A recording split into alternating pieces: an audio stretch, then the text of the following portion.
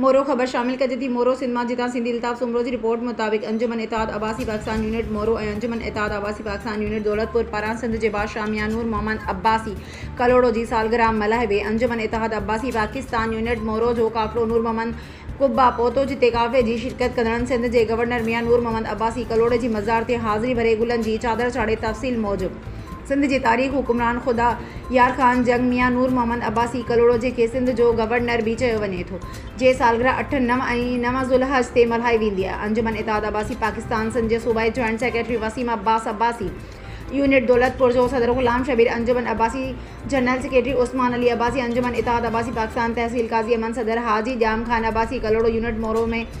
मोहम्मद असलम अब्बासी, अब्दुल रज़ाक अब्बासी, मोहम्मद फैज़ान अब्बासी, हाजी असगर अली अब्बासी, अदनान अब्बासी ऐं शाज़ेब अब्बासी काफ़िले जी सूरत में मोरो भरिसां मियां नूर मोहम्मद कुब्बा पहुता ऐं सिंध जे बादशाह नूर मोहम्मद अब्बासी कलोड़े ऐं संदसि पोटे शहज़ादे अली मुराद अब्बासी कलोड़े जी मज़ारुनि ते हाज़िरी भरे गुलनि जी चादर चाढ़ी ऐं संदनि रूह जे इसाले सवाब जे लाइ दुआ घुरी। उन मौक़े ते फ़ातिहा ख़्वानी ऐं दुआ घुरण जे लाइ आयल महिमाननि जो चवणु आहे त सिंध जे बादशाह ऐं जनरल मियां नूर मोहम्मद अब्बासी कलोड़े सिंध जे हमलावरनि जे ख़िलाफ़ मुख़्तलिफ़